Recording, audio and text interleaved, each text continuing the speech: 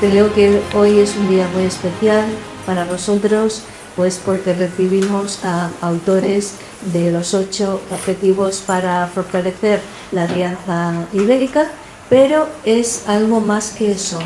Es también una alianza entre naciones, entre pueblos.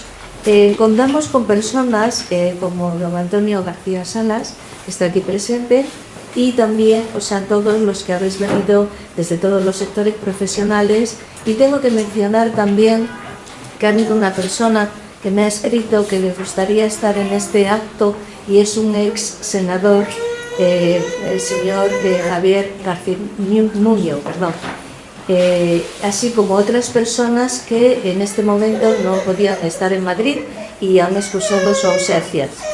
Yo quería deciros que, Trapecio viene con 8 objetivos para fortalecer la Alianza Ibérica, pero Trapecio es mucho más, y ya se encargarán los autores Pablo González Velasco y Pablo Castro Abad de explicarnos en qué consiste, tanto el Trapecio como lo que contiene este libro, que a mí me parece que tiene una importancia fenomenal, porque habla tanto de la educación como de las lenguas, de la sociedad, coordinación gubernamental, medios de comunicación, etcétera, etcétera. Van a intervenir otras personalidades como Antonio García Salas, Plataforma Sudoeste Ibérico, Adrián GB, coordinador de Sociedad Iberista, y también Juan Rebollo, que es autor de Lusitania en el Horizonte, que tuve el honor de asistir a su presentación en el Valle del Lambrot, cuando nos presentaste tu libro en la Semana Cultural. Después el acto culminará con la actuación de Laureana, especialista en fado, que es la poesía del alma de Portugal, admirada y cantada en medio mundo. En 2019 su propuesta musical es elegida por Caliza Forum Madrid, siendo una de las 7 propuestas escogidas entre más de 1000. En 2021 cantó en el Festival de Músicas del Mundo de Toledo y también ha cantado en el Teatro Real de Aranjuez. Laureana afirma que el fado llegó para quedarse en su vida. Bienvenidos a nuestro hogar, a esta casa grande de todos los extremeños. También va a venir el guitarrista Carlos Ramos Delgado, que no lo había mencionado antes, para acompañar a Laureana. Queremos daros la bienvenida en esta casa grande de todos los extremeños, donde acogemos a todos, que es un lugar de encuentro y un faro de cultura abierto a Extremadura y al mundo. Una entidad con solera y prestigio, acumulado a lo largo de los 74 años de su historia. No sé si sabrán que el Hogar Extremeño está ubicado en Gran Vía 59 desde el año 1951. El año que viene vamos a celebrar la efemérides del 75 aniversario, y este acto también estará recogido, puesto que es uno de los actos que han sucedido a lo largo de estos años. Esta solera y este prestigio está atesorado a lo largo de estos años, como he dicho, no solo por la cantera de sus socios en todas las profesiones, sino también por la calidad de nuestros invitados. Quiero que sepan que en nuestra sede acuden tanto ministros como alcaldes, artistas, escritores, científicos, académicos, medallas de Extremadura. Y hay algo más también de lo que podemos presumir, y es que el Hogar Extremeño se distingue no solamente por resaltar los valores de nuestra tierra, sino porque además divulgamos la gastronomía gracias a nuestro bar-restaurante, que es admirado por todos. Vengan cuando ustedes quieran, bien para hacer una ponencia o para presentar un libro, como lo estamos haciendo hoy, o bien simplemente para charlar con nosotros, tomarnos algo en el bar-restaurante o darnos un abrazo. Bienvenidos y gracias de nuevo por vuestra asistencia.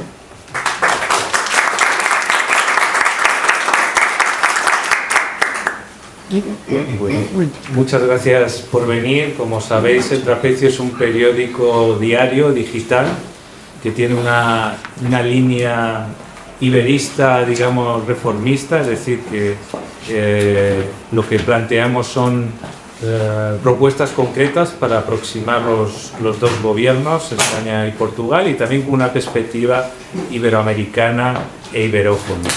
Pues bien, en esta coyuntura actual ya estamos entrando en clima de precumbre ibérica. Normalmente nosotros nos movilizamos en este contexto, otros años en torno al Foro Cívico Ibérico, y lanzamos propuestas a los dos gobiernos para presionarles para que sean más ambiciosos y sean más resolutivos a la hora de llevar a cabo acciones para que converjan nuestros dos países. Pues bien,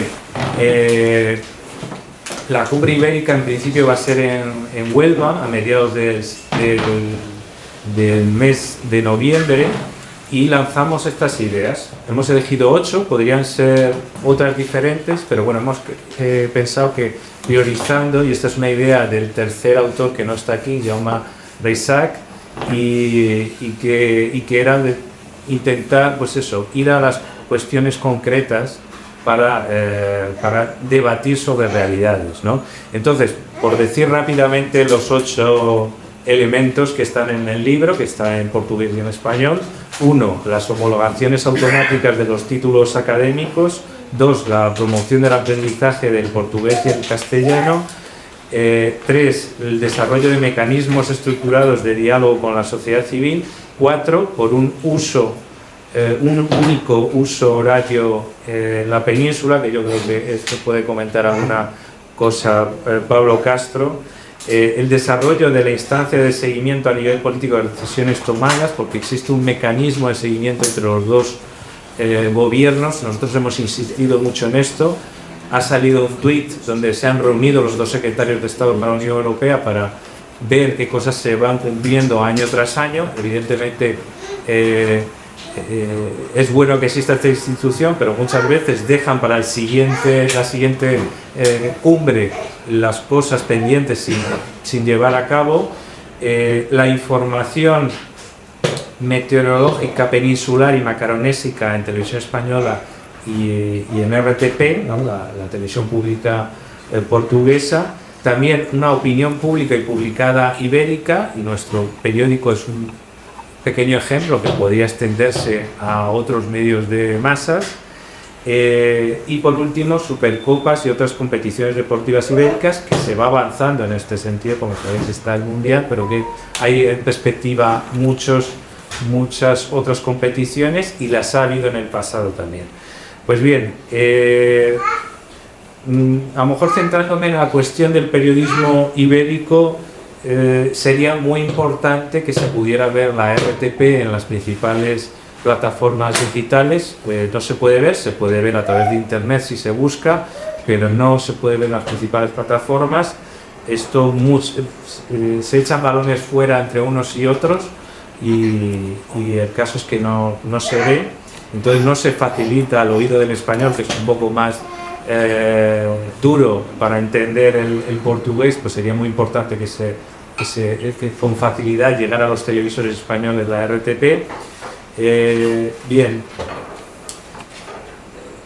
hay que insistir, ¿no?, en crear un espacio para la intercomprensión y la iberofonía, ¿no?, y corregir esto que hemos venido hablando de la asimetría de información entre un país y otro, también sin exagerar, porque hemos venido también debatiendo en el programa que tenemos en nuestro YouTube, en Perspectiva Ibérica, hablábamos que cuidado también con exagerar de que no nos conocemos nada y que hemos estado completamente de espaldas, porque en realidad siempre ha habido minorías que han estado en conexión, y después de que ha habido toda esta avalancha de turismo entre un lado y otro, y después las redes sociales, etcétera, pues nos vamos conociendo más españoles y portugueses, ¿no? Y a veces se exagera demasiado, se va al otro extremo de somos países que no sabemos nada del otro. Bueno, se desconoce de muchos países muchas cosas, y probablemente Portugal no sea el que más se desconozca, ¿no? Entonces tenemos que mantenernos en un margen, y esto Pablo Castro yo creo que puede acotar bien esta idea, ¿no? El tratado de amistad que se ha firmado hace en Trujillo perfectamente, precisamente, ¿no?, en Extremadura, creo que fue en 2021, ¿no? Pues se dice que las partes reconocen el papel de las lenguas, la educación y la cultura como vectores relevantes de su relación bilateral. Se comprometen ambos gobiernos a promover la investigación conjunta y el respectivo aprendizaje de idiomas en el ámbito cultural, deseando fortalecer las relaciones de amistad y reforzar los lazos históricos entre los dos estados. Las partes promoverán la cooperación en el marco de las relaciones bilaterales y multilaterales en el área cultural. Las partes promoverán un mejor entendimiento mutuo, así como un mayor conocimiento de historia y de las artes y las culturas de los pueblos a través de las áreas de patrimonio, museos, archivos, bibliotecas, literatura, artes plásticas, música, teatro, danza, cine y sector audiovisual, así como los demás ámbitos de la actividad artística y cultural y del desarrollo de las iniciativas destinadas a intensificar la cooperación entre los dos estados y promover la creatividad y la innovación. Entonces, lo que proponemos es un iberismo multinivel, es decir, damos una importancia importante, claro, a los dos estados, pero también a nivel de comunidades autónomas por las propias competencias y porque existen las comunidades autónomas rayanas, evidentemente tienen contacto en primera línea, pues tienen que tener un papel importante, es decir, sobre todo en la cooperación económica y cultural, y sobre todo las rayanas, como digo, pues doblemente, pero también otras comunidades pueden también colaborar con Portugal, pero eso sí, lo que tienen que hacer las comunidades españolas, que no las hacen todas, es que lideren también al Estado, es decir, que no se haga de una forma sectaria, ¿no? Y evidentemente Extremadura nunca lo hace así, lo hace bien. Extremadura y Galicia realmente tienen un papel esencial, lo vienen haciendo y lo pueden hacer más en las relaciones con Portugal. El gobierno español muchas veces se convierte como un mediador entre el Estado portugués y las comunidades autónomas, por esto que comento. Ahora es verdad que al cambiar el gobierno portugués al PSD, pues puede haber un incentivo adicional por parte de las comunidades gobernadas por el Partido Popular para intensificar las relaciones. Parece que en Castilla y León es así actualmente.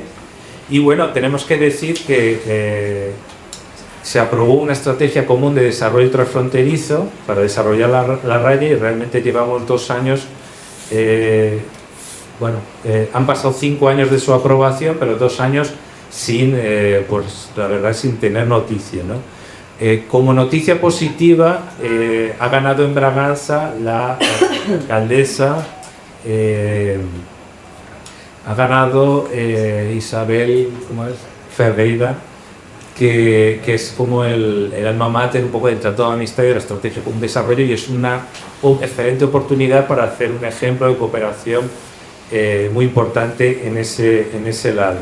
También tengo que decir que hay un diputado portugués, Jorge Pinto, con el que yo me pude entrevistar recientemente, del Partido Libre, que es iberista y que ayer mismo anunció que se candidata a la presidencia de la República. Como digo, Extremadura, y a través de Euroace, que es verdad que no tiene una personalidad jurídica, pero Euroace, que lo compone las regiones de Alentejo y centro y Extremadura, realmente es un marco y un ejemplo de cooperación que puede ir a más y debe ir a más. Entonces tenemos que tener en mente también hasta dónde se está llegando, ¿no? Es decir, conocer la realidad y a partir de esa realidad ir a más, ¿no? Otras cuestiones fundamentales también en el universo lusófono e hispanófono, importante, ¿no? Va a haber una cumbre iberoamericana en Madrid el 4 y 5 de noviembre de 2026, ¿vale? Va a haber 25 reuniones ministeriales en diferentes ciudades de España. Esto va a ser importante, pues se tiene que relanzar la SEGIL, y aquí está también la importancia de Brasil, ¿no? de que asuma un mayor compromiso de acompañar todo ese proceso para que este espacio por lo menos se mantenga vivo, porque ya solo con eso ya es bastante, pero aún así creo que tiene que tener más ambición e incluso abrirse a la lusofonía de otros continentes, ¿no? Y en particular a la lusofonía africana, y en torno a esto está también muy importante el que cada vez asiente más esa idea de la iberofonía. Entre otros, en esa senda, por ejemplo, la OEI va a haber en los próximos 11 y 12 de noviembre va a haber una conferencia, la cuarta conferencia internacional, en este caso va a ser en Cabo Verde, de las lenguas portuguesa y española. Entonces, como veis, es multinivel este iberismo y paniberismo, es decir, que va desde lo local a lo global. Y por ir ya terminando, pues bueno, nosotros desde el trapecio siempre hemos intentado pues ser pragmáticos, pero también teniendo un ideal para irnos acercando cada vez a él. Es decir, y todo va a depender en gran medida de, bueno, de una fórmula. Primero está aquella antigua fórmula que era de Oliveira Martins, ¿no? Que decía de una unión de pensamiento y de acción e independencia de gobierno. Es, a nuestro modo de ver, la fórmula más actual, sensata y práctica del iberismo, es decir, una alianza ibérica. Por eso planteamos siempre el asentar este nombre, Alianza Ibérica, que aunque no está en los textos de los dos gobiernos, sí que ha salido en las conferencias de prensa, en los reportajes de las últimas cumbres ibéricas. Y hay que decir que justo este año se cumplen 100 años de la muerte de Antonio Sardiña, que es de Elvas, y que lanzó aquel libro en 1924 de Alianza Peninsular, que justamente ahora la académica Susana Rocha Helvas ha sacado un libro sobre diálogos ibéricos y transatlánticos, mapeando las redes intelectuales en torno al hispanismo de Antonio Sardiña, porque el hispanismo de él, de la época, es lo que hoy llamamos iberismo, hoy en día. Entonces, sobre esa perspectiva, ¿no? Yo creo que si conseguimos más adelante, yo sé que el contexto actual de incremento de los nacionalismos, especialmente del lado portugués, se hace complicado, pero si en algún momento se incrementa la determinación del lado portugués y la constancia por el otro del lado español, esta sería la otra segunda fórmula con la que conseguiríamos dar saltos adelante y avanzar de una manera más efectiva.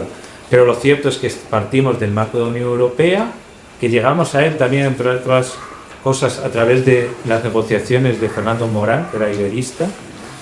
Y bueno, y con estas cosas también, pues bueno, esa parte del iberismo ibérico, ese sebastianismo enquijotismo, también nos pueden servir para motivarnos a través de estas propuestas pragmáticas y consigamos pues avanzar a esta hermosa idea, esa Iberia soñada, ¿no? Que también Fernández Vara, y le vamos a recordar también aquí, porque él también comulgaba con estas ideas, como tanta otra gente en Portugal. Pues yo creo que va a ser, pues bueno, este encuentro va a ser una excelente oportunidad para mantener vivas estas ideas del iberismo. Muchas gracias.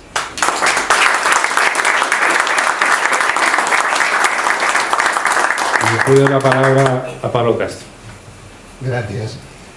Gracias en primer lugar, gracias a la Casa de Extremadura por acogernos otra vez, porque ya estuvimos aquí hace 7 años presentando la plataforma por la Federación Ibérica, que fue una asociación que ha estado durante unos años en activo, y la verdad es que siempre es un placer venir a esta magnífica casa de una comunidad autónoma que claro, obviamente es limítrofe con Portugal y tiene mucho que decir en este marco del iberismo. Quería, lo primero, después de esta breve introducción, hacer un recuerdo de Guillermo Fernández Vara, porque tuvo la enorme amabilidad de recibirnos cuando éramos la plataforma por la Federación Ibérica, a Joao Pedro a empezar, que está ahí al fondo, y a mí mismo nos recibió en Mérida, que realmente acabamos de comenzar en esta andadura.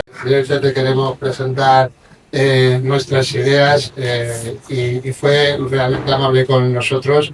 Recuerdo que Joao salió muy contento porque le había pasado la mano por el hombro y me dijo, qué bien el presidente de Extremadura. Entonces era algo más joven que ahora, me ha hecho este bonito gesto. Recordad que Fernández Vara, como muchos sabremos, era de Olivenza, y de Olivenza, de los dos sitios, que es el mismo, y bueno, que tenía por parte de madre ascendencia portuguesa de Olivenza, y él nos transmitió un enorme cariño hacia Portugal.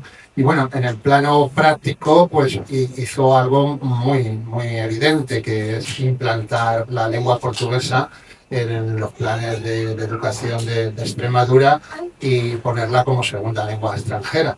Y aquí se ha avanzado mucho, y realmente en Extremadura es la comunidad autónoma de España donde más se estudia portugués, que por otro lado es algo que viene muy bien, ¿no? O sea, es una lengua universal, como todos sabemos, que tiene cerca de 300 millones de hablantes en el mundo, que es muy próxima al castellano, y que con no estudiarla, por ejemplo, aquí en Madrid, que no se estudia, estamos perdiendo una gran oportunidad.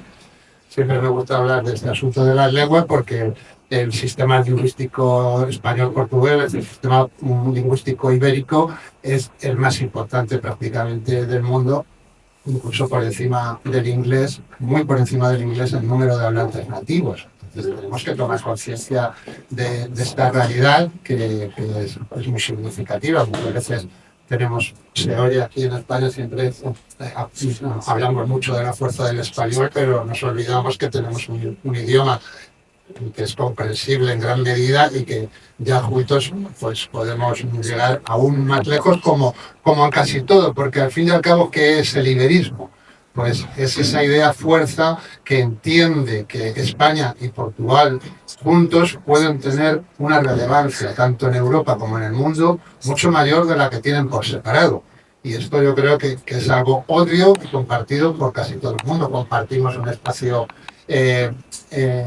geográfico, como es obvio, si vemos el mapa, pues, sobre todo los que miran desde fuera nos identifican. Yo estuve en Italia hace unas fechas con un programa Erasmus dentro de una escuela, y le preguntó la profesora a los chicos, ¿dónde se habla español? Y dicen, en España y en Portugal, decíamos. Pues todo es italiano. Bueno, evidentemente no, pero que desde fuera muchas veces, claro, nos ven como una unidad, ves el mapa y ves un contexto geográfico muy claro. Y podemos aprovechar esto, y eso es el iberismo, aprovechar esa realidad de cercanía y la fuerza que tienen nuestros países a todos los niveles, pero bueno, en el ámbito cultural, en el ámbito histórico, en fin, en un montón de cosas. Y obviamente esto pues no se está haciendo, por lo menos en la intensidad con la que podríamos hacerlo. Y eso es a lo que nosotros aspiramos, a lo que hemos dedicado mucho tiempo y porque creemos que merece la pena. Entonces, bueno, la realidad es que existe un movimiento iberista que podemos definir como un conjunto de asociaciones, de entidades, de trapecios, ¿no? de medios de comunicación que apuestan por esta mayor unión. Y esto viene funcionando aproximadamente desde el año 2010.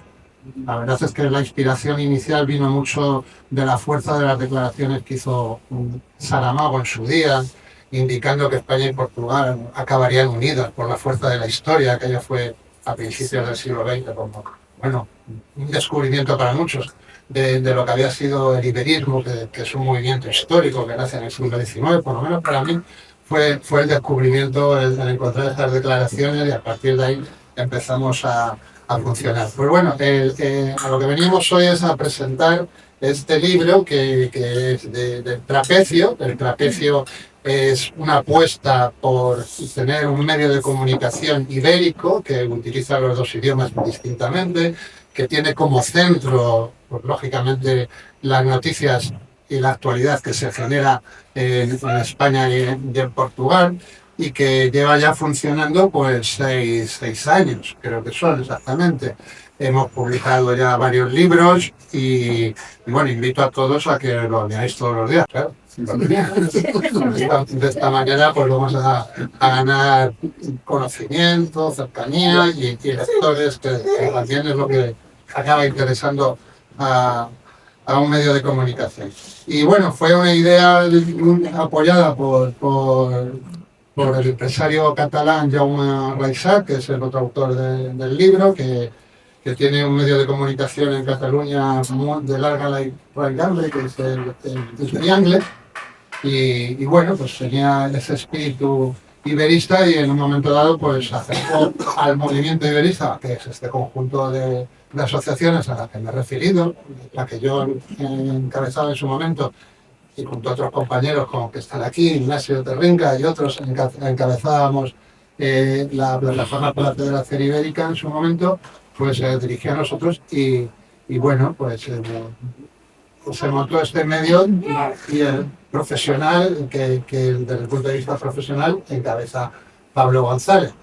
Y de esta andadura pues venimos a presentar este libro que es de medidas concretas y bueno, porque la cuestión ibérica está desarrollada por los gobiernos, tienen su agenda ibérica, que se plasma principalmente en la cumbre ibérica de todos los años, que yo creo que casi todos hemos escuchado alguna vez, que ahora va a ser en Huelva, pero esta realidad ibérica tiene una visibilidad pública, pues digamos que pequeñita. Y eso es uno de nuestros objetivos, que esto crezca, porque si queremos que nos vean en el mundo como un bloque, como una alianza, como a veces se proclama, pues hay que darle a esto mayor publicidad y, lógicamente, publicidad que tenga detrás un contenido. Y en contenidos concretos, pues tenemos a Antonio García Sala, por ejemplo, que está ahí siempre insistiendo en el tema de las infraestructuras y que realmente yo creo que es el que mayor conocimiento tiene de este tema, porque es el que más lo ha seguido durante los últimos años, ¿no? Bueno, pues dentro de las medidas yo destacaría de las que tenemos en el libro que podréis adquirir al finalizar, pues esta que tiene un nombre así un poco críptico, ¿no? Que dice desarrollo de la instancia de acompañamiento a nivel político de las decisiones tomadas. Bueno, y diréis, ¿cómo se te ocurre destacar esto? Que no hay quien lo entienda. Bueno, porque esto realmente puede ser el embrión de una gobernanza ibérica, ¿de acuerdo?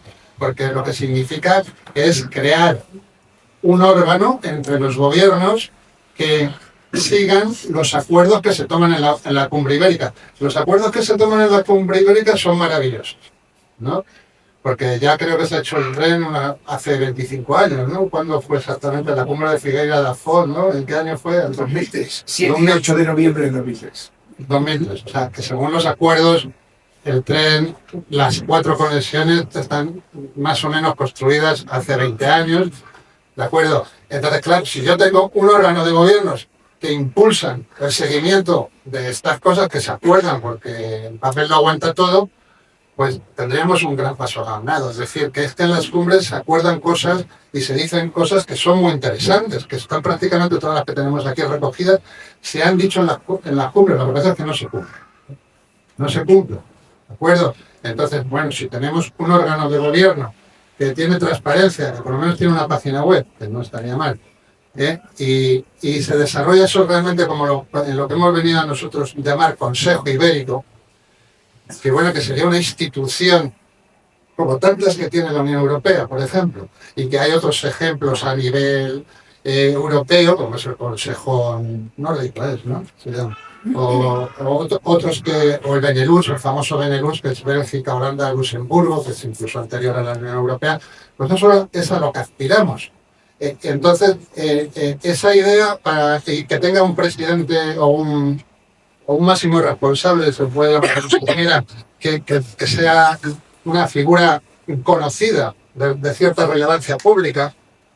Siempre decíamos, pues si tuviese Saramago vivo, estaría muy bien que fuese el presidente, pero nos vale el chaval este nuevo, que es iberista y que puede ser el presidente. Josep Pinto. Josep Pinto. Nos vale porque es muy joven, tiene 30 y tantos años, en fin, y se declara iberista, ¿no? Entonces, ese Consejo Ibérico yo creo que es la idea fuerza que tenemos que llevar adelante todos los iberistas.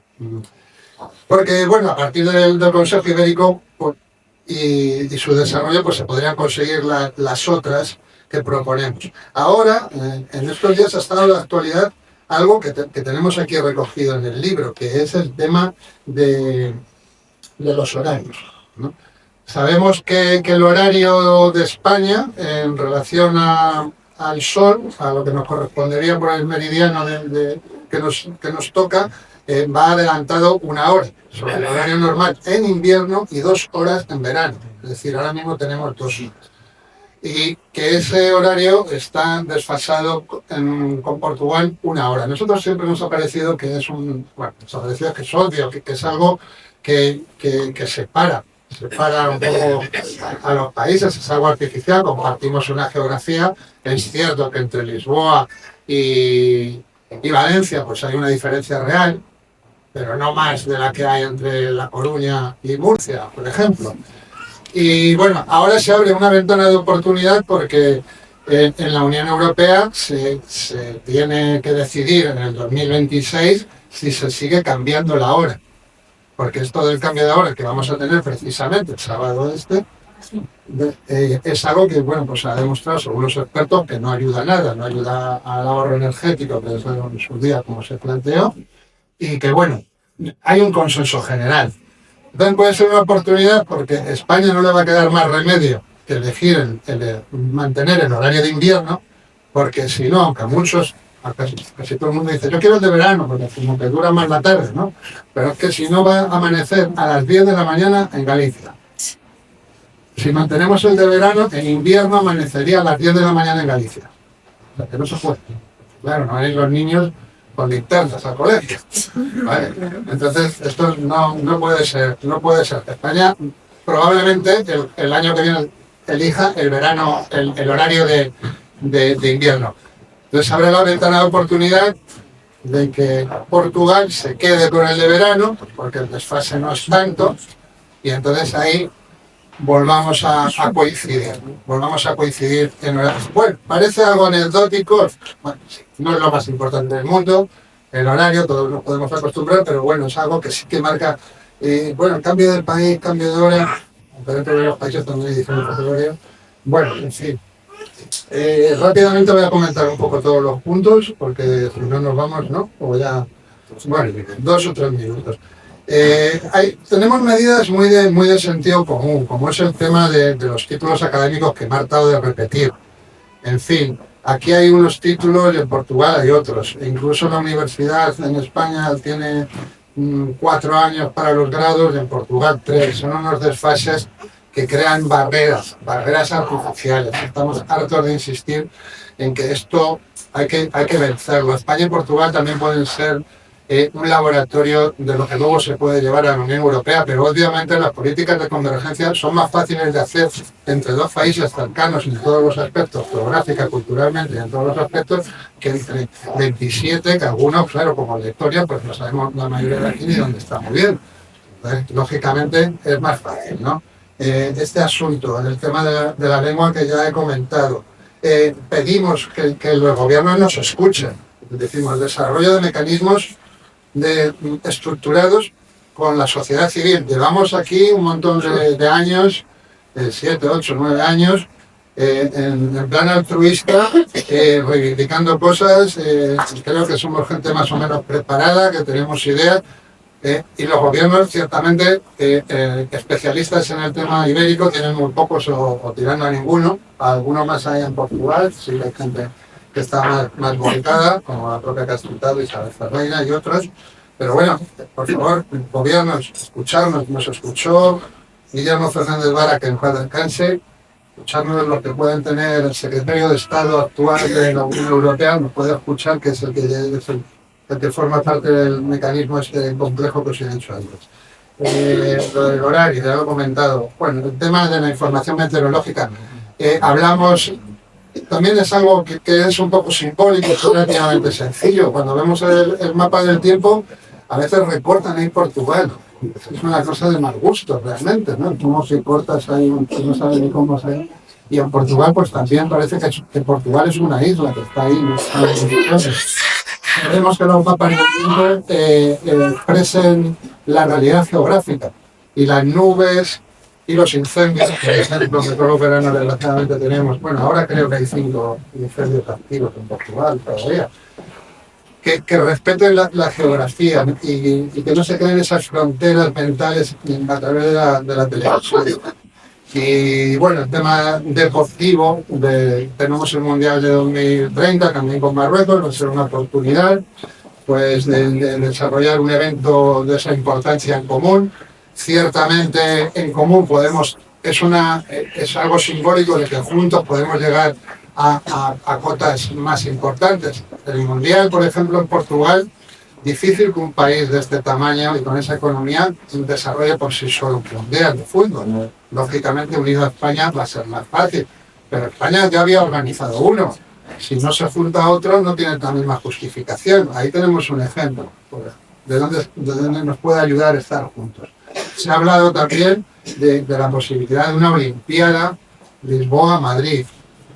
Sería muy interesante y lógicamente por separado ya nos hemos dado cuenta que es complicado. Madrid se ha presentado unas cuantas veces y no ha habido manera. Lisboa difícilmente por sí misma puede aspirar a una Olimpiada. Juntos podríamos hacerlo. Bueno, invitaros a seguirnos a la publicación y gracias y paso a los invitados.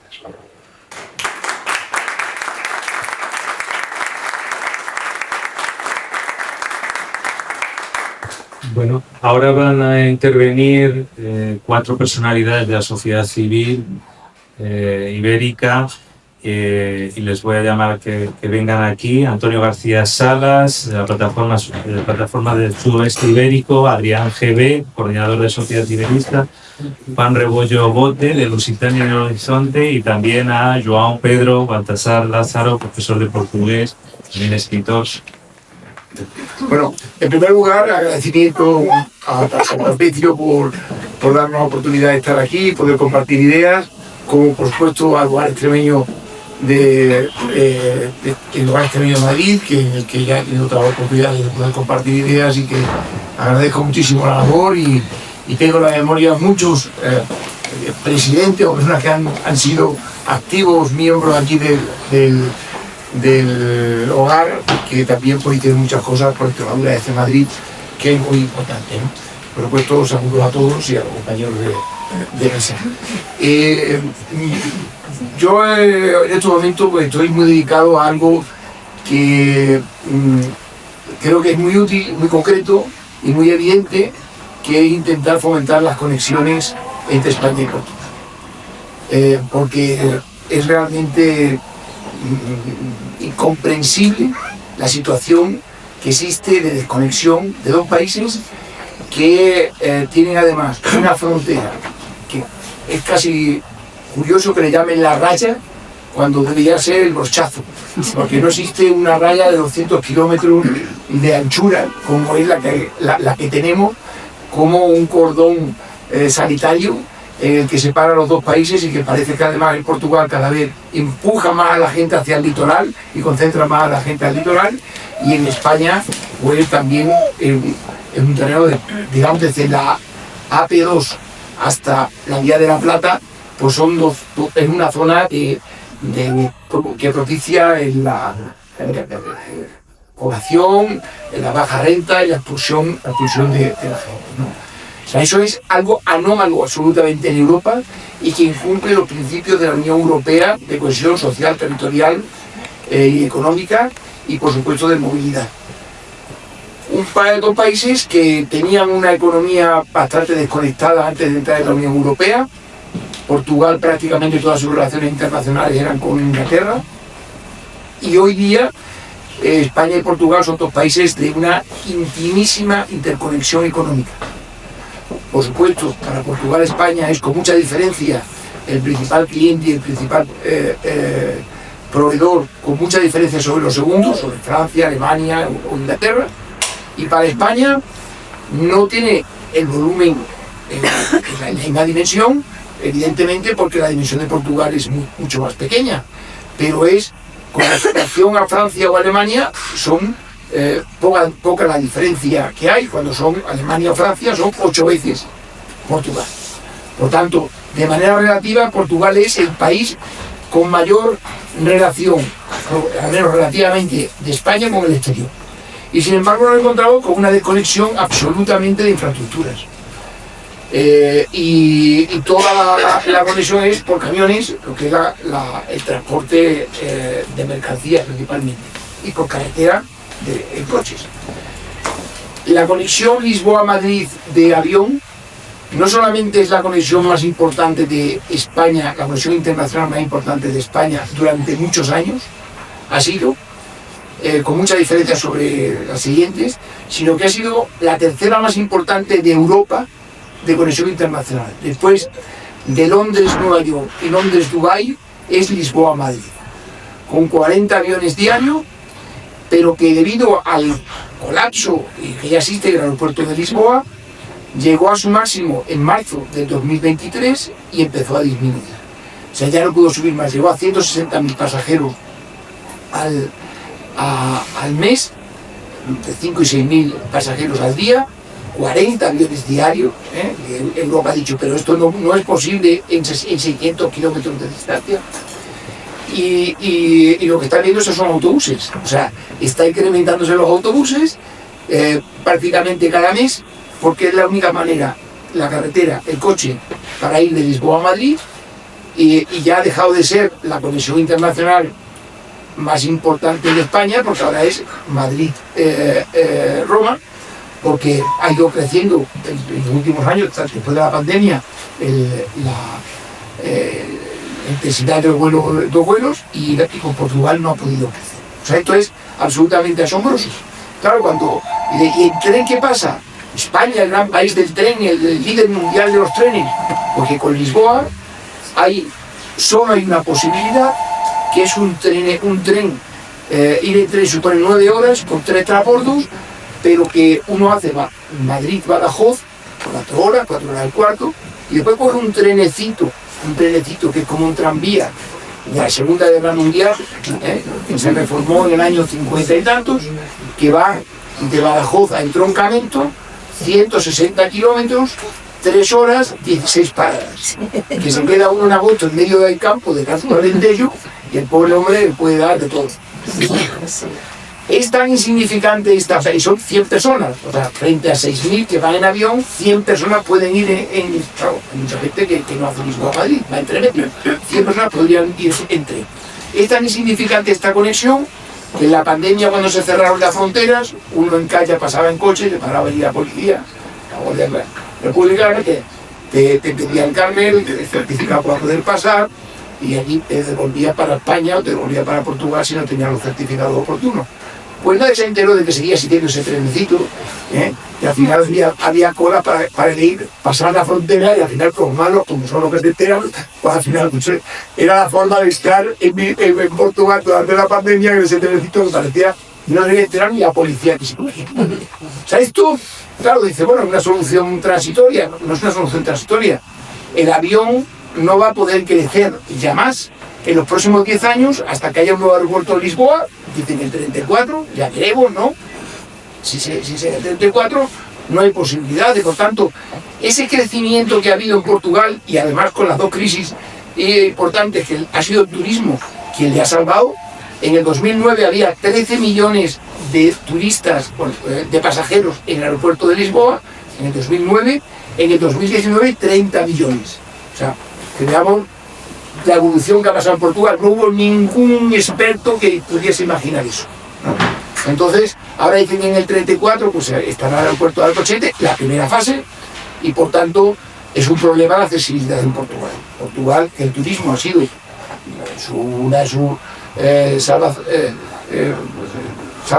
salvadores, ¿no? de la economía, pues se va a encontrar de que no va a poder seguir sucediendo. Bueno, y ante esto, el tren de alta velocidad, ¿no? Yo no sé cómo seguimos creyendo en los políticos, seguimos creyéndonos lo que nos cuentan. Aquí ha dicho, vamos a hacer las cumbres son una farsa, un teatro absoluto. Ahora, mientras que ha dicho Pablo que ahora habrá próximamente una cumbre, he ido a consultarlo y ya me han dicho, no, ya si acaso para el año que viene, este año ya no se va a celebrar cumbre. bueno, ya para el año que viene, ¿no? Todo es para el año que viene. Y por tanto yo confío en la sociedad. Creo que la sociedad civil, igual que las empresas, han hecho que entre España y Portugal haya una muy estrecha relación entre España y Portugal, a pesar de que no haya comunicaciones, pues tenemos que intentar fomentar las conexiones entre los españoles y los portugueses, porque mi sensación es de que en general en Portugal y en España pues hay mucha predisposición a las relaciones, a hacer cosas, hasta incluso hacer conjuntamente esta que he comentado antes Pablo, Olimpiada del 2050. O sea, cada vez que yo le comento a alguien, la última vez al presidente de los empresarios de Madrid y al presidente de Madrid Foro Empresarial, que tenía en sus planes, hay que volver a pedir la Olimpiada para Madrid.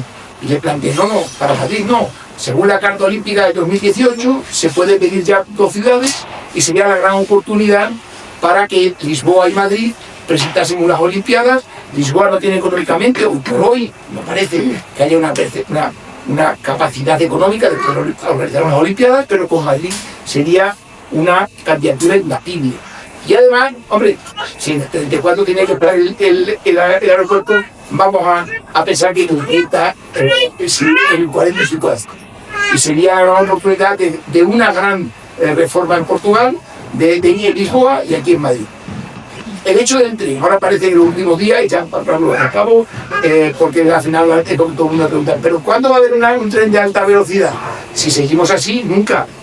¿No? Si nos movilizamos y estamos dando pasos, pues debería de haber progresos, y Portugal ha puesto un límite que es el 34, que a muchos puede ser desesperante, pero francamente es razonable que pongan el 34, porque hay que hacer un nuevo puente en Lisboa, la tercera travesía del Tajo. La tercera travesía del Tajo, que tiene un costo importante de 2.000 millones de euros como mínimo, el gobierno portugués no lo puede afrontar, pero en el 2030 finaliza la actual concesión que hay de los 2 puentes a la empresa Luso Ponte, del 25 de abril y el Vasco de Gama, que hoy por hoy es una máquina de hacer dinero. Y está el gobierno organizando los proyectos para que en el 29 puedan estar la declaración de impacto ambiental y el preproyecto para sacarlo a concurso, y que la nueva adjudicataria tengan que hacerlo en 4 años. Eso me parece muy razonable, y desde luego creo que la sociedad civil o la empresa privada nos puede dar más pistas para realizar cosas que los problemas que realmente nos da la administración. Y como ya no tengo más remedio que acabar, vuelvo a agradecer la presencia, y que vuelvo a agradecer la oportunidad de la.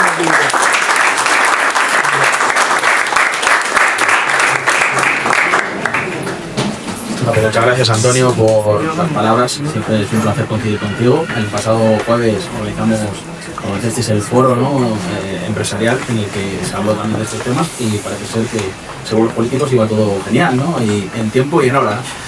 Desgraciadamente no es así. Quiero empezar el discurso dando las gracias a Lugar Extremeño por acoger el encuentro de este tipo, la mayoría de sus amigos.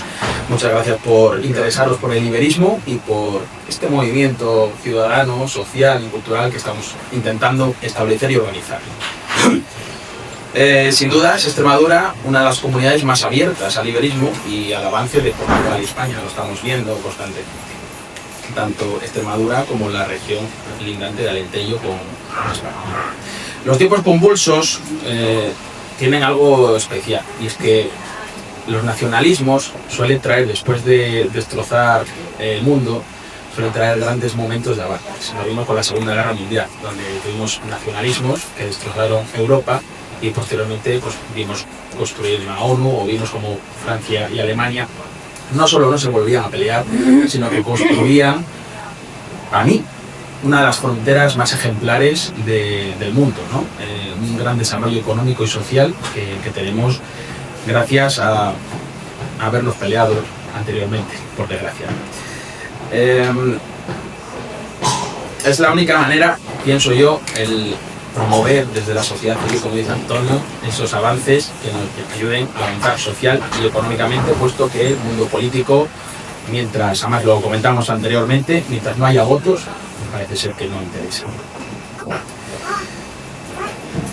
Son muchas las propuestas que se llevan a cabo.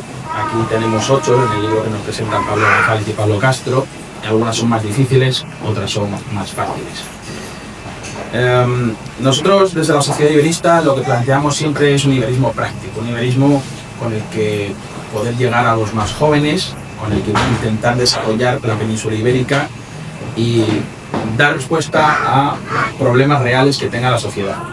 Vemos, por ejemplo, aquí no está recogiendo en el libro, si no me equivoco, el tema de las cuencas hidrográficas, no lo sé, ¿no? Cuencas hidrográficas conjuntas, ¿no? Portugal se queja normalmente de que no tiene agua en muchas ocasiones porque España no se lo envía. El Tratado de la Albufeira a veces pues da a España el poder de cerrar sus embalses y luego soltar el agua conforme pues, tengo que soltar X hectómetros cúbicos al año y a Portugal eso no le interesa. Entonces quizá con una estructura común en este aspecto sería más que interesante para evitar estos problemas, ¿no? de coordinación.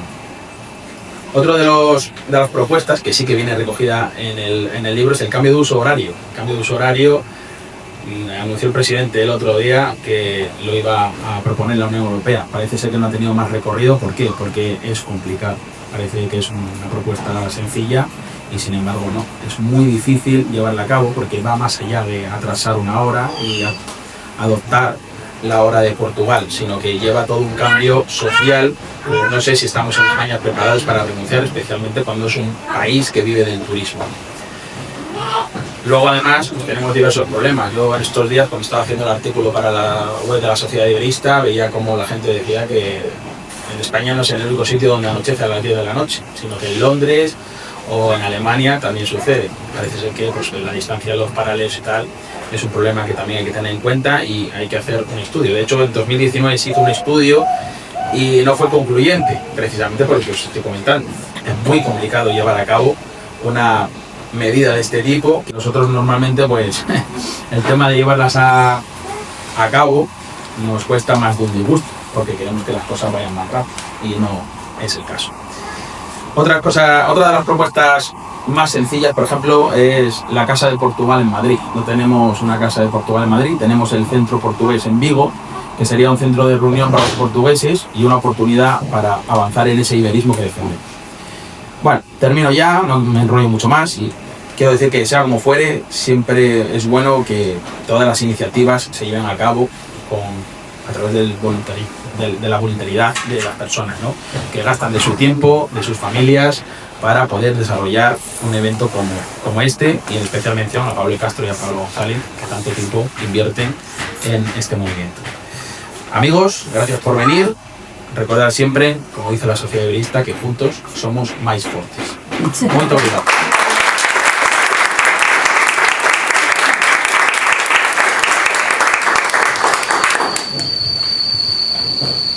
Buenas tardes.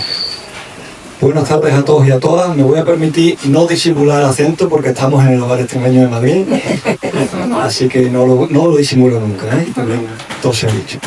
Bueno, muchas gracias a Pilar, muchas gracias al Hogar Extremeño por habernos ofrecido esta oportunidad y a ambos Pablo por pensar en mí también para poder intervenir. Pues yo soy Juan Rebollo, para quien no me conozca.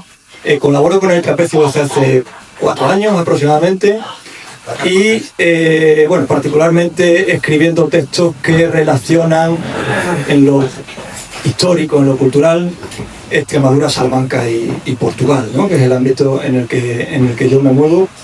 Y bueno, gracias a Pablo tuvo bien que se le diera cierto hilo conductor a una serie de artículos para sacar el libro de Lusitania y el Horizonte, reflexionar en torno a una región rayana, o mejor dicho, en torno a una región rayada, porque como bien ha dicho antes Antonio, el suroeste ibérico forma parte de un mismo ente territorial.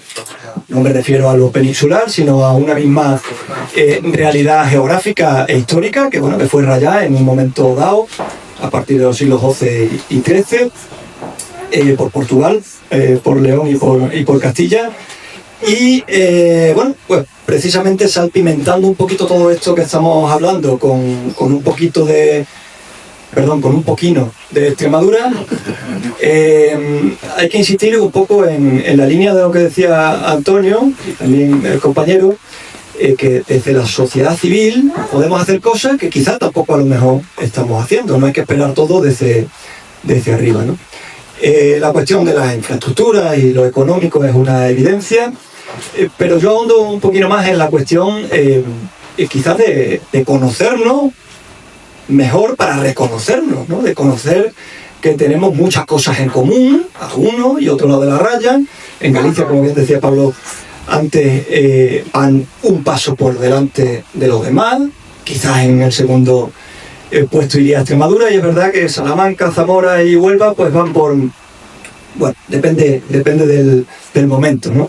Depende del momento. Sí, en el caso extremeño yo creo que hay una barrera, en el caso extremeño en general, en el caso español hay una barrera mental, psicológica, que es la lingüística. Eso es una evidencia, no tanto para los portugueses, sí, o un poco más para los hispanohablantes, ¿no? No hay que olvidar de todas maneras que en la raya se dan muchas circunstancias idiomáticas, y en la propia Extremadura, aunque cada vez menos, pero hay gente que tiene el portugués como lengua materna, ¿eh? Muy poco ya en Olivenza, en Herrera de Alcántara, en algunas pedanías de la Codosera o de Valencia de Alcántara, y una fala galaico-portuguesa en Neval de Sálima, en la Sierra de Gata, donde 4.500 personas siguen hablando galaico-portugués, ¿no? Aunque no sea estrictamente hablando portugués. Bueno, es en la raya o la franja, porque no hay que pensarlo como una línea, ¿no? Sino como un colchón bastante amplio, porque las influencias, las positivas y las negativas, llegan muchos kilómetros adentro de la raya. Es donde se tiene que dar, creo yo, a pesar de que tenemos una inercia demográfica que es la que es, pero creo que se tienen que dar, estrechar aún más los lazos y no esperar a Madrid y a Lisboa.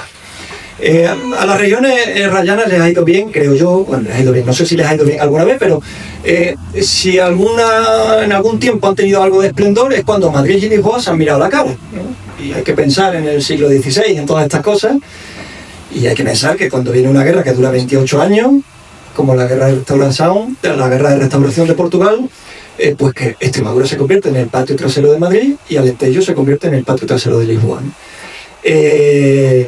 Eso es una evidencia, da igual el ejército que pasara por allí, si es el español o el portugués, eso da igual, que todos los ejércitos tienen que comer y suelen violar a las mujeres, entonces eso hay que ponerlo cada cosa en su contexto. Como digo, si alguna mina tiene Extremadura, se llama Portugal. Se llama Portugal desde el punto de vista económico, desde el punto de vista turístico, desde el punto de vista cultural. Está muy bien que de cada tres españoles, de cada tres españoles que estudian portugués, 2 sean extremeños. Está muy bien.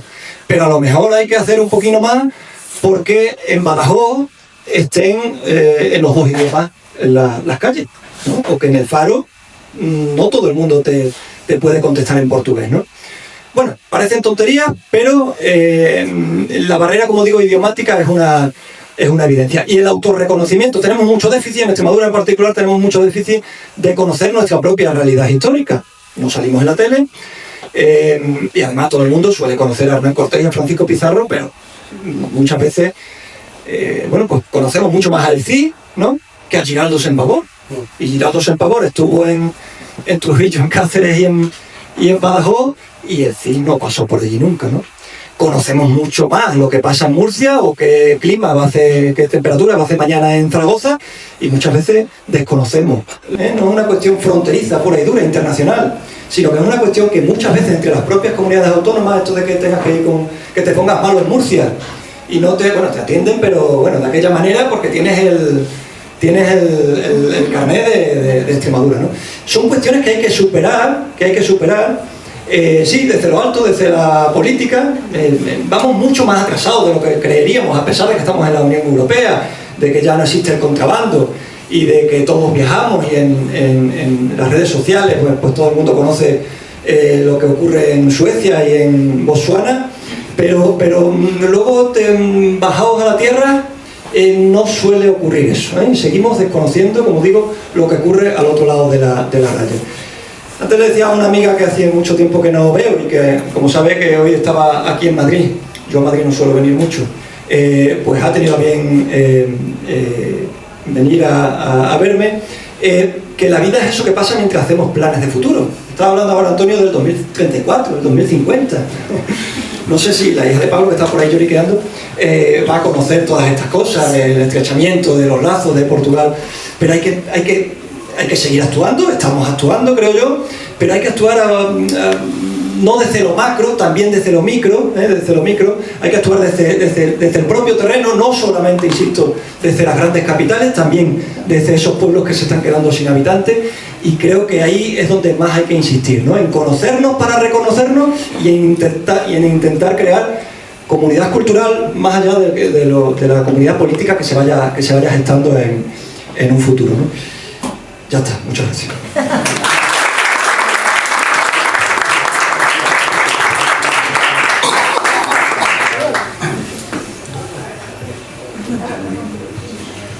Boa noite a todos. Com a vossa licença, apresento-me em português e depois continuo em castelhano. Sou o João, tenho 41 anos e sou professor de idiomas aqui em Madrid desde 2015. Costumo ser uma pessoa com um estilo muito descontraído, mas hoje vou falar um pouco mais a sério porque gostaria de fazer um tributo a uma pessoa que já não está connosco. He tenido la oportunidad de conocer al señor Guillermo Fernández Vara en el año de 2018. Sin embargo, ha sido una breve visita que no nos permitió que nos conociéramos muy bien. Sin embargo, está claro que se trataba de un amigo de Portugal, que valoraba a nuestro idioma y nuestra cultura. Seguramente hemos sido bien recibidos en su presencia y fue una pena que el escaso tiempo que tuvimos no permitiera intercambiar muchas ideas sobre el desarrollo de la relación entre Extremadura y Portugal. Aún así, algunas cosas son claras. Con el tiempo he venido a comprender que España es de hecho un país que tiene enormes afinidades con Portugal y la sinergia única que nuestros dos países comparten es algo que necesita ser estimado, mantenido y enriquecido. Como alentejano que soy, muchas veces pienso que ciertas partes de España, específicamente Andalucía, La Mancha y sin sombra de duda Extremadura, son partes de España donde las personas probablemente tienen una mentalidad muy similar a la nuestra, con preocupaciones similares. Eso no quiere decir, claro que no, que el resto de España no importa. Madrid es la ciudad que me ha acogido durante más de una década, que me ha enseñado a reconocer el valor de nuestra sinergia ibérica y también vengo a desarrollar una amistad cada vez más cercana con Galicia. O sea, no me quedo indiferente a ninguna parte de España. Sin embargo, dicho todo esto, también quiero decir, como profesor de portugués que soy, que es bueno ver que la enseñanza de portugués es especialmente importante en Extremadura, en Galicia y también en Madrid. Y quiero decir un especial obrigado a todas estas partes de España que seguramente sea precisamente por esta razón. El contacto entre nuestros países es cada vez más cercano y, como ya he dicho, necesita continuar a ser estimado, potenciado y nunca, jamás tomado como algo por sentado, o sea, como algo garantido. Es algo que exige un esfuerzo constante y serio de ambas partes, exige una mente abierta y exige un espíritu de comprensión mutua. En cuanto a la experiencia de enseñar portugués en Madrid, también puedo decir que se trata de mucho más de apenas simplemente gramática, pronunciación y vocabulario. También se trata de conocer la cultura, la historia y la geografía de Portugal. A veces también pregunto a mis alumnos si alguna vez se han dado cuenta de que también existe una Extremadura portuguesa. Y no me refiero al Alentejo. Antiguamente, en el Portugal medieval, que estaba organizado en provincias, aquella que correspondía a Lisboa se llamaba Extremadura. Y en cuanto a la antigua provincia romana que se llamaba Lusitania, es interesante recordar que una gran parte de su territorio correspondía a las dos Extremaduras, tanto la portuguesa como la española. Da que pensar. Todo esto son las ideas que me gustaría haber podido compartir con el señor Guillermo Fernández Vara y que comparto con ustedes hoy. Lo habría compartido con él si hubiese tenido la oportunidad para hacerlo tras la larga y profunda reflexión que mi tiempo en Madrid me ha exigido. Muchas gracias.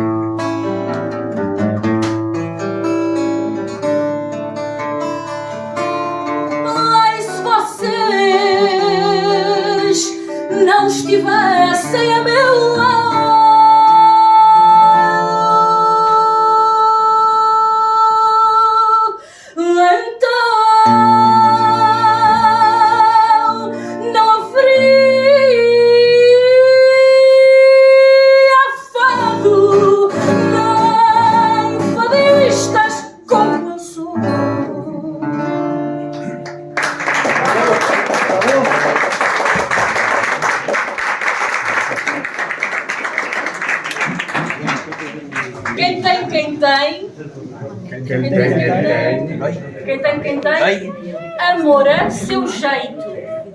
Amor a seu jeito. Muito bem. Quem tem amor a seu jeito. Colha a rosa branca, ponha a rosa ao peito. Vou repetir. escolha a rosa branca, ponha a rosa ao peito. Sim? Então vamos recapitular. Quem tem? Mas isso tem que ser consentimento. Não é quem tem. Então, quem tem amor a seu jeito. Põe a rosa branca, põe a rosa ao peito. Agora vocês, quem tem amor a seu jeito. Põe a rosa branca, põe a rosa ao peito. Sim? Agora ninguém bebe, ninguém come. En aquel equipo hay portugueses, lo van a sacar. Este aqui tem tudo para ganhar, mas não sei. O importante é haver aqui uma aliança, não é? Uma aliança ibérica. Então vamos lá.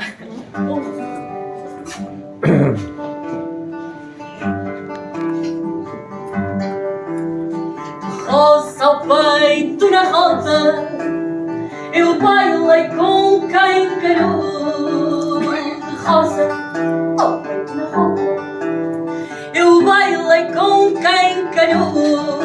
Tantas voltas dei bailando que a rosa se desfolhou. Tantas voltas dei bailando que a rosa se desfolhou. Quem tem amor a seu jeito. Põe a rosa branca, põe a rosa ao peito. Quem tem amor a seu jeito. Põe a rosa branca, põe a rosa ao peito.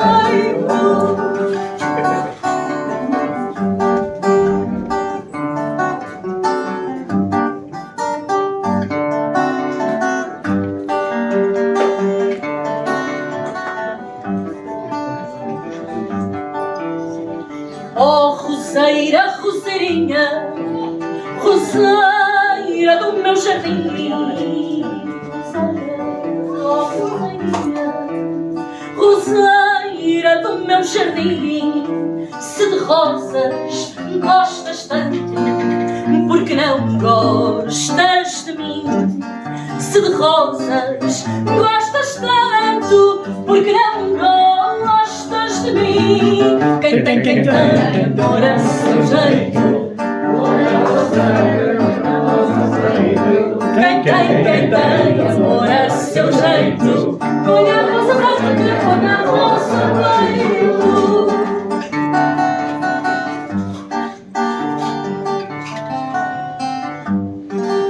Vamos à última, assim mais forte.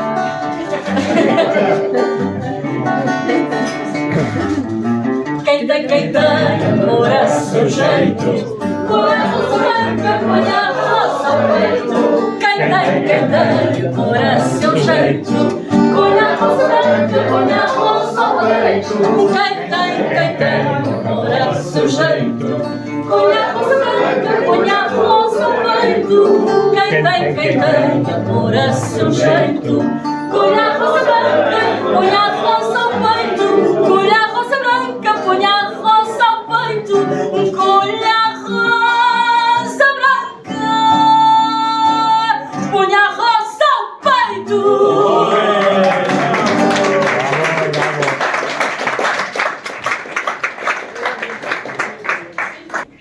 E então eles disseram para eu aprender esta canção.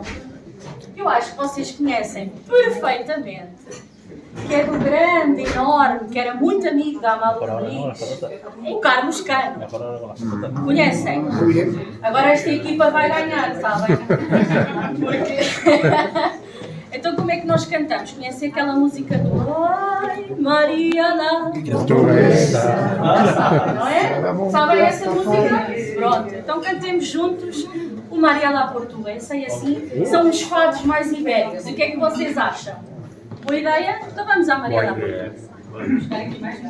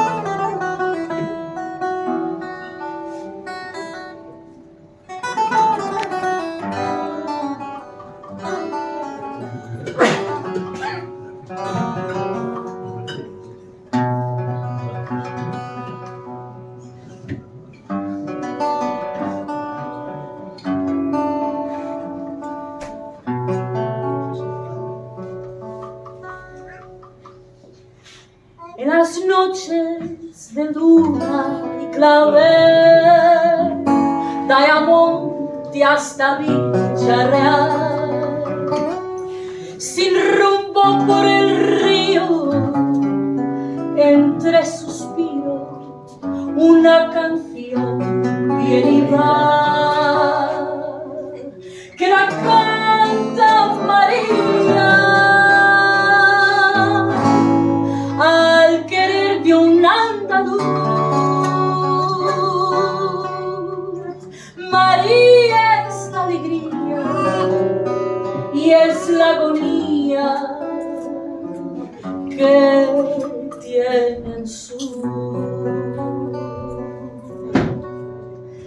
que conoció ese hombre en una noche de vino verde y calor, y entre palma y fandango se fue redando el trastorno del corazón, y en las playas de Isla se perdieron los dos, donde rompen las olas, besó su boca y se entregó.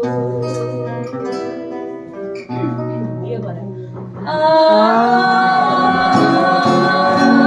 María la portuguesa, desde Ayamonte hasta Faro se oye este fado por las tabernas, donde se bebe vino amargo, porque canta con tristeza, porque esos ojos cerrados, por un amor desgraciado, por eso canta, por eso pena. Fado porque me faltan sus ojos, fado porque me falta su boca, fado porque se fue por el río, un fado porque se fue por la sombra.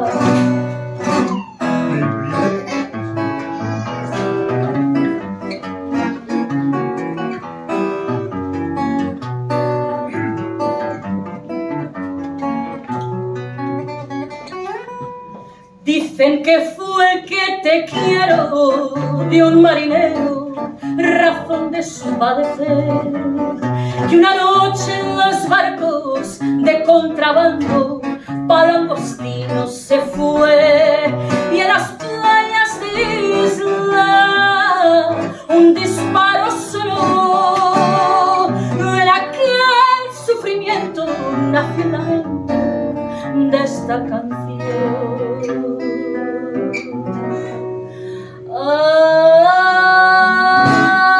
Ay, María la portuguesa, desde Ayamonte hasta Faro se oye este fado por las cavernas, donde se bebe vino amargo, porque canta con tristeza, porque sus ojos cerrados, por un amor desgraciado, por eso canta, por eso pena.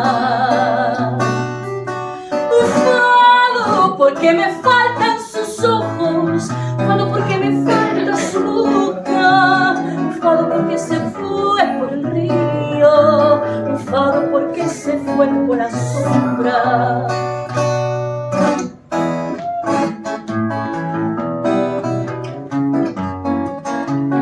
Fado porque se fue por el río, un fado porque se fue con la sombra.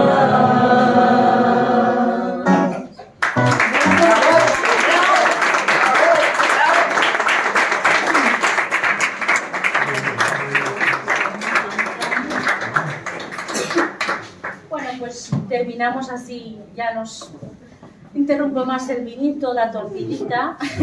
Agradecer la invitación, desearos mucho éxito para el libro, que tiene todo para vingar, no sé cómo decir esto, para que tenga éxito sobre todo.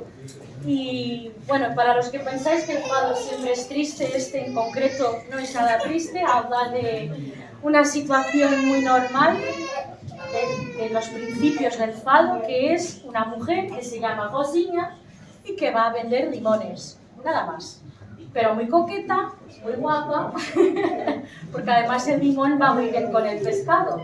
Así que os dejo esto de aperitivo y podéis seguir cenando y agradeceros vuestra estar aquí y sobre todo a Carlos Ramos, que ha tocado como siempre de lujo.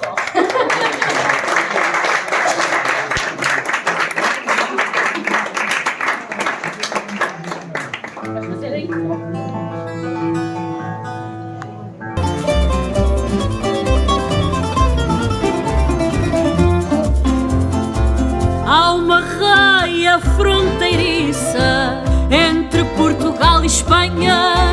Viva a gente que é mestiça, que é da raia e a raiana. Viva a gente que é mestiça, que é da raia e a raiana.